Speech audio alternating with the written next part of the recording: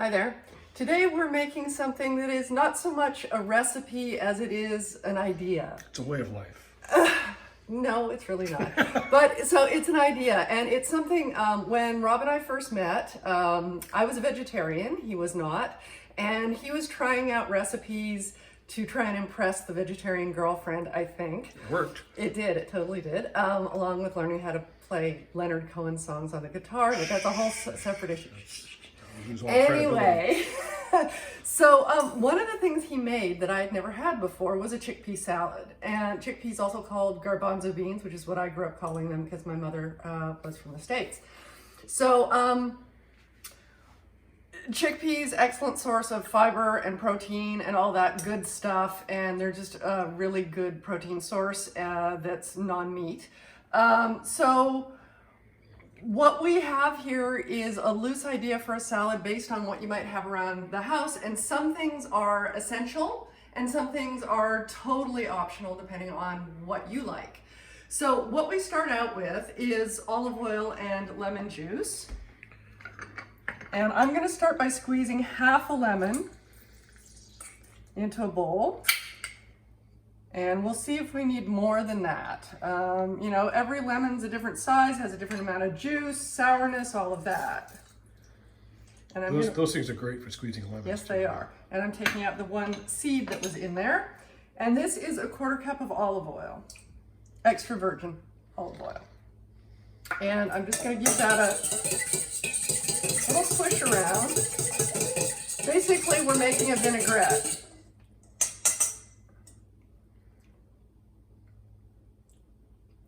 I actually think we don't need more lemon than that. This lemon is particularly tart and lemony, so It's a good size, too. We're gonna go from there. So the next thing that I'm gonna do is I'm gonna add some garlic. Now this is 1 clove of garlic that's been minced. I'm gonna put that in there.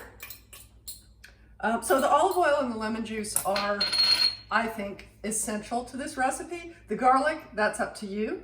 A little red onion. You should have either the garlic or the onion in there, or in our case, both. And it's not a lot. It's maybe a couple of tablespoons of very finely minced onion. If you don't like raw onion, and sometimes I don't, it can be overpowering, you can soak it in cold water for a little while and that takes some of the edge off.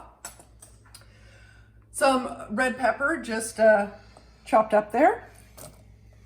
Now I've seen recipes online that have, you know, basically are like a Greek salad. They're tomato and cucumber and feta cheese and chickpeas. That's not really what this is. This leans more, I think, Italian than it does Greek, but you can put in whatever vegetables you have around. You could put some celery in right now here. If you really wanted to, you could put, I guess, some grated carrot, but that's not something we usually would put in. So the vegetables, which vegetables they are optional. That's up to you. But what is really, really important is the chickpeas and the herbs. Now, I happen to cook these chickpeas from dry, but because we've got a handy dandy new Instant Pot, and I'm checking it out for all sorts of things. But this is 1.5 cups of cooked chickpeas, which is the equivalent of approximately 1 can of chickpeas drained, okay? And then what I've got here is a 1/4 cup to 1/3 of a cup of chopped parsley. And yeah, you can put the stems in there too, just chop them really fine. This could be basil, this could be cilantro, this could be dill, it could be any of the softer herbs that you have around. You're not gonna wanna add this much rosemary or sage because they're far too strong.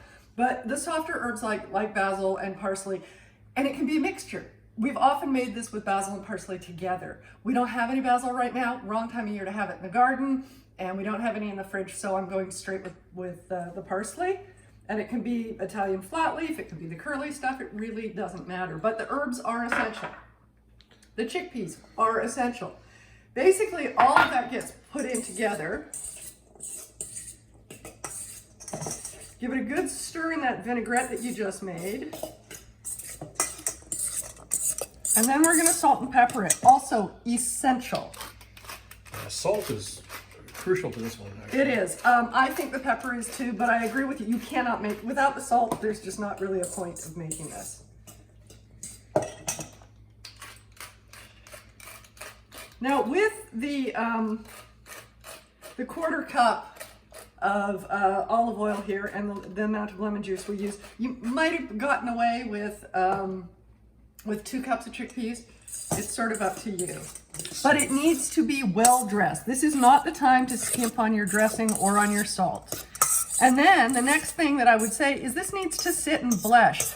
Because, sorry, blesh is a term we use around here, which is where the flavors meld, mesh, blend, whatever you want to call it. But there's something that happens when you let flavors sit together for a period of time, particularly at room temperature, and they become greater than the sum of their parts. Coalesce. Yeah, it's a very Gestalt thing. Anyway, so that's what we're going to do. We're going to let this sit here and blesh for a while, and then right before you serve it, and serve at room temperature. Don't serve it cold. I personally don't like it cold half as much as I like it when it's room temp. Check for salt before you serve it because it has a way of soaking up the salt and needing more. But like I said, you can do all sorts of things with this. For me, this would be a great lunch as is, just a bowl or a plate with this, but it also makes a good side dish. Or if you want to bag a fabulous wife, then that's also very That good. might also work. You could put it on a bed of lettuce if you wanted to make it sort of fancy as a starter or something.